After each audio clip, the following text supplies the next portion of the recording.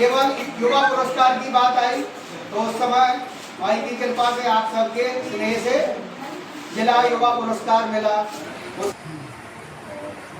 ये काफ़ी समय पहले लोग बाग इसका सेवन करते थे। आज की स्थिति में ये है कि लोग बाग इससे काफ़ी दूर हो चुके हैं खान पान में, और ये शरीर के लिए काफ़ी पौष्टिक और आहार होता है। हम चाहते हैं कि इसका लोग बाग इससे पुनः सेवन करें और स्वस्थ रहें। धन्यवाद। इसी के उसमें अगर हम बात करें तो ये कोदो है, इसके साथ ये कंगनी है, हरी कंगनी। तो ये सारे जितने भी मोटे अनाज होते थे जो हमें स्वस्थ रखते थे और हमारी जो पाचन तंत्र था उसको भी मजबूत रखते थे। लेकिन चूँकि समय के बदलाव के कारण और जो वैश्विक रूप से जो खेती और वो पद्धति से हम लोग खेती करते थे और अनाज उगाते थे, वो सब चीज़ें हम ज़्यादा उपज लेने के वजह से ज़्यादा उपज आ जाए, ज़्यादा उत्पादन हो जाए, इसके वजह से हम दूसरे उनमें चले गए और केमिकल और उनको उपयोग करने लगे हैं, जिसके वजह से हम देख पा रहे हैं कि बहुत सारी पाचन तंत्र खराब होने से बहुत सारी बीमारियां हो रही हैं, लोग कुपोषित हो रहे हैं।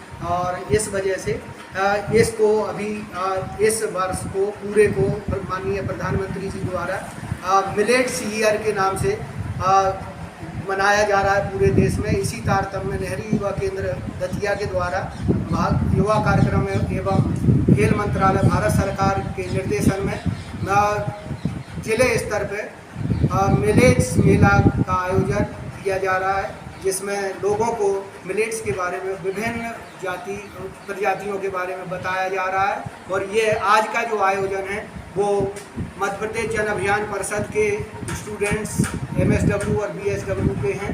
उनके साथ लॉ कॉलेज में आदरणीय ज्योति मैडम और आदरणीय मुनेंद्र सेजवार जी के मार्गदर्शन में ये कार्यक्रम हो रहा है।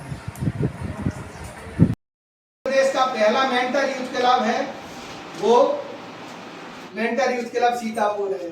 ठीक है, तो ऐसी कुछ उपलब्धियां दतिया में करी थी, फिर बीच में थोड़ा बाहर जाना पड़ा और उसके वजह से थोड़ा सा दूरियां बढ़ गई थी नेहरू युवा केंद्र से, लेकिन फिर से आ गए थे। तब से हम देवेंद्र बहुत सारे लोग नेहरू युवा केंद्र की गतिविधियों में जुड़े रहे, और क्योंकि कल पुणे जी की और उनकी नाम से मनाया जा रहा है ये वर्ष जो है 2023, ये मोटे अनाज का वर्ष माना जा रहा है। और माननीय प्रधानमंत्री जी ने इसको घोषित। इतने क्या मिलेगा? तलाश ना तलाश तो दिख रहा के ऐसे कम से कम 5 गुना 10 गुना वो जी 250 ग्राम 750 रुपए। 250 ग्राम 750 का रागी लेके आई आप है।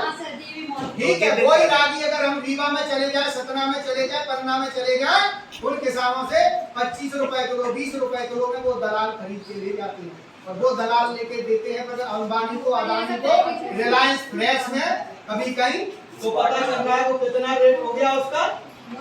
तो ये हमें समझना पड़ेगा, और केवल हमें नहीं समझना है, क्योंकि आप लोग सामुदायिक नेतृत्व करता हो, एक तरह से नेता बनाने का काम आप लोग करने वाले हो, तो हम तो सीखें और लोगों को ये चीजें बताएं, ताकि हमारे जो आने वाली जनरेशन है वो पौष्टिक हो सके।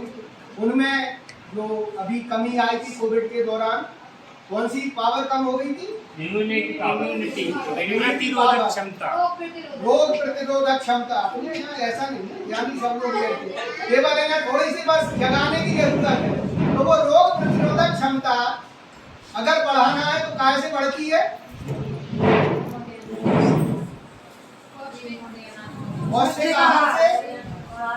फिर अगर मैडम बोलेंगे बैठिए, इनके यहाँ एक काढ़ा बट रहा था उस समय, वो भी कौन सा काढ़ा था? सिरपटू। ठीक है, वो काढ़ा था, समसमनी बटी थी, वो सब आर्सेनिक धरती थी, वो जो उनमें साबुदाने में मिला के डालते थे, वो उस तरीके की होती है ना। सब हमारी टीम ने सबने बांटी है। जब लोग घर में घुसे थे, कोरोना लग जाएगा, तब हम जाके फूलगर फाटक, रिछड़ा फाटक, इधर सपा पहाड़, अरोरा, शंकरगढ़, इन क्षेत्रों में जहाँ लोग सामान्य तौर पे इसलिए नहीं जाते कि वहाँ से हमें संक्रमण लग जाएगा। क्यों? क्योंकि वो आदिवासी है, वो गरीब है, वो ऐसी बस्ती है, वहाँ जाने से सामान्य तौर पर डरते थे। लेकिन हमारी टीम के चाहे बलबीर हो, अशोक हो, आयुष हो और साथी हैं, सारे लोगों ने जा जाके ये चीजें विभाग के साथ मिलके लगभग 37,000 लोगों को तिरकटू काढ़ा, वो सारी चीजें, मास्क कुछ लोगों ने भेजे थे दतिया, वो मास्क दिए। लगभग 47 आंगनबाड़ी केंद्रों पे हमने ऑक्सीमीटर और थर्मामीटर ये चीजें के वहाँ नहीं, चूंकि विभाग ने उपलब्ध नहीं कराई थी, लेकिन हमने जाके, चूंकि हमें किसी ने दी थी तो हमने जाके उनको दे दी थी। राशन किट भी थी। हाँ, राशन किट भी आई थी कुछ, तो 3 या 4 गांव में। सैनिटरी किट जो आई थी उसमें साबुन थे, ये दूसरा हम ये नहीं कह रहे थे गेहूं बिल्कुल छोड़ दें, गेहूं भी खाएं, लेकिन एक रोटी इनकी भी ले ले साथ से। चावल वो वाला भी खाएं। क्या रहता है उसमें ज्यादा? चावल में सामान वाले में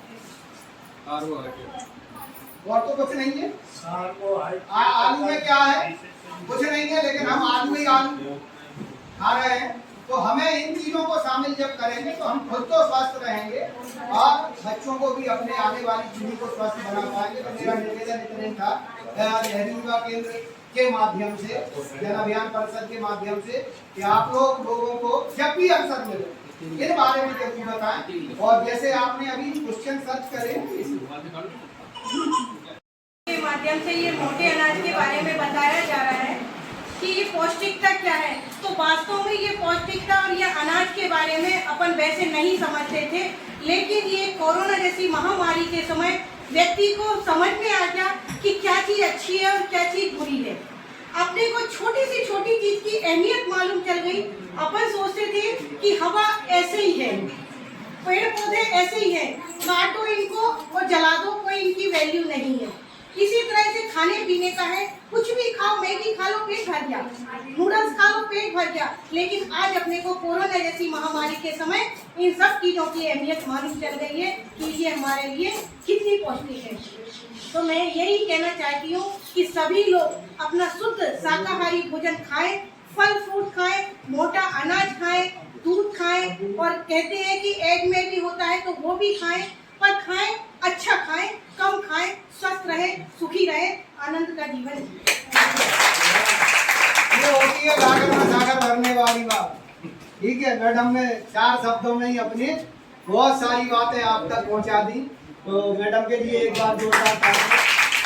और इसी क्रम में सबसे पहले तो आपके लिए धन्यवाद है कि ये कार्यक्रम यहाँ नेहरू युवा केंद्र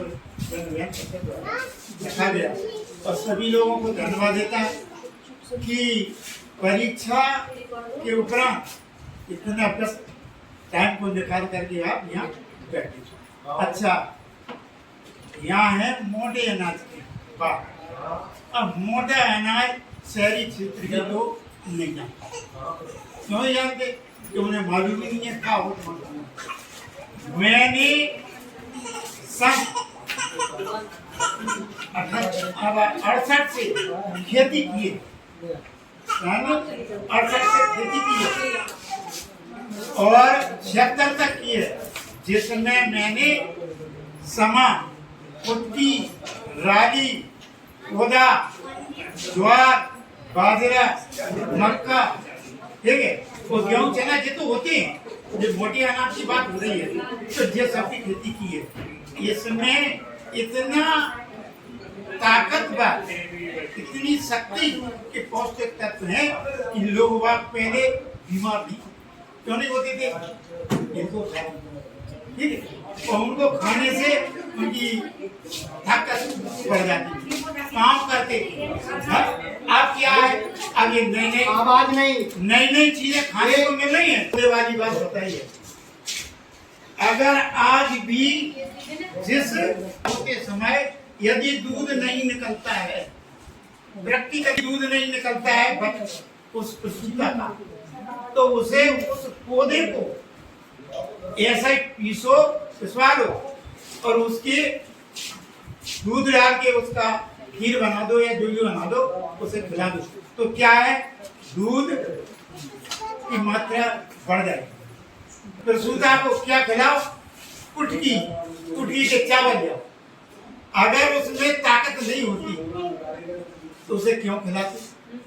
जब बच्चा होता है इसीलिए उसे खिलाया जाता है कि उसमें वो शक्ति है कि प्रस्तुता में जो कमजोरी आ जाती है उसकी पूर्ति हो जाती है। तो हमें कुटकी और सोदे और क्षमा भी देखा होगा तुमने, दो तरह का होता है, एक तो बेने वाला होता है और एक खेत में अपने आप पैदा होता है, जिसमें जो बैयत समा होता है उसकी भी खीर बनाई जाती है। और क्या है, एक जो खेतों में अपने आप पैदा होता है उसे कब खाया जाता है, जब महिलाएं व्रत करती हैं, हाँ, जिसमें हचक काय खा दें कि कमजोरी न हो, इसलिए उसकी पूर्ति के लिए, ताकत बढ़ाने के लिए उस खीर को खाते हैं। और चावल, अच्छा चावल है, चावल भी मोटे अनाज में आते हैं। क्यों खाया जाता है? क्योंकि क्या है,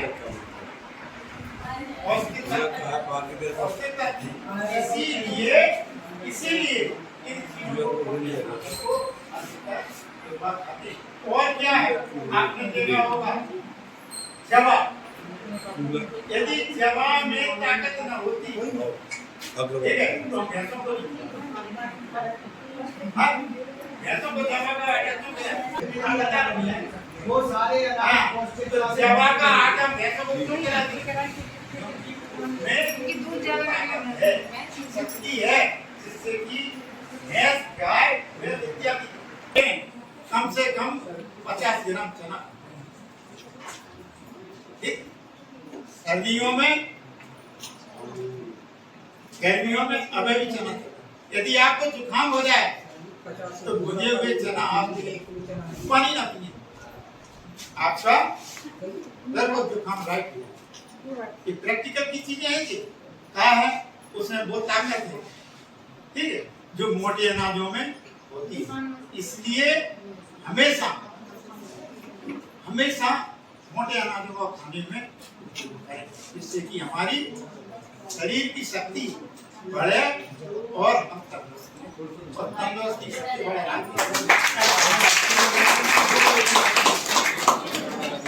मोटे अनाज खाने में सबसे बड़ा फायदा यह है कि पानी शरीर में रुकता है, क्योंकि आप शोषण और निकल किए रहते हैं। अगर आप जितनी चीजें खाएंगे पानी शरीर में रुकेगा नहीं, सारी बीमारी तो ये चीजें जो हैं छोटी छोटी, ये अनुभव से निकल के आ रही हैं, इनने कहीं ट्रेनिंग में ली होगी, मैंने भी कहीं ट्रेनिंग में सीखी है। बिल्कुल, सोचने वाली तो बात है, अपन मोटी चीज खाएंगे जिससे तो पानी का शोषण करेगी, पानी रुकेगा शरीर में। अपन अभी पिज्जा बर्गर खाने पानी बिल्कुल नहीं रुकेगा, बिल्कुल पानी नहीं रहेगा तो बीमारी बिल्कुल। तो ये आपको करना है। और चूंकि पानी की बात आ गई तो अगली बात मेरे साथ और बात करी थी मैंने क्लास में कि हमें वर्षा जल को रोकना है, ठीक है। वर्षा जल को अगर हम रोकेंगे तो हमारा दतिया, हमारा हमीरपुर, हमारा सीतापुर, हमारा चोपड़ा पानीदार बनेगा। हमारा बन गया सर, मैंने रोका था पूरे गांव में, आज पानीदार हो गया। पानीदार हो गया, ठीक है, इनका गांव पानीदार हो गया। लेकिन दतिया में अभी अगर हम बात करें तो इसी तरह फिर के गांव से 200 मीटर अंदर आ जाएंगे, कौन सा है, हीरानगर, ठीक है। तो वो अभी क्या स्थिति में है सबको पता है। उधर बुधेला कॉलोनी में चले जाएं तो पता है, पंचशील में कितनी बोर अभी चल रहे हैं वो सबको पता है। तो हमें केवल हमीरपुर को नहीं बनाना है, हमें केवल सीतापुर को नहीं बनाना है, सेवई को नहीं बनाना है, हमें शपथ लेता हूँ कि खुद पानी का समुचित और सदुपयोग करूंगा, साथ ही अन्य लोगों को पानी बचाने के लिए प्रेरित करूंगा, ताकि हमारा गांव, हमारा मोहल्ला, हमारा दतिया, हमारा मध्य प्रदेश और हमारा भारत तो सुरक्षित पेयजल और पर्याप्त पेयजल से परिपूर्ण हो सके। जय हिंद, जय भारत। आप लोगों का बहुत बहुत आभार। इतनी देर तक आप लोगों ने हमें सुना, इतने माने थके हुए होने के बाद भी, लेकिन चूंकि समय इतने लोग मिलते नहीं अलग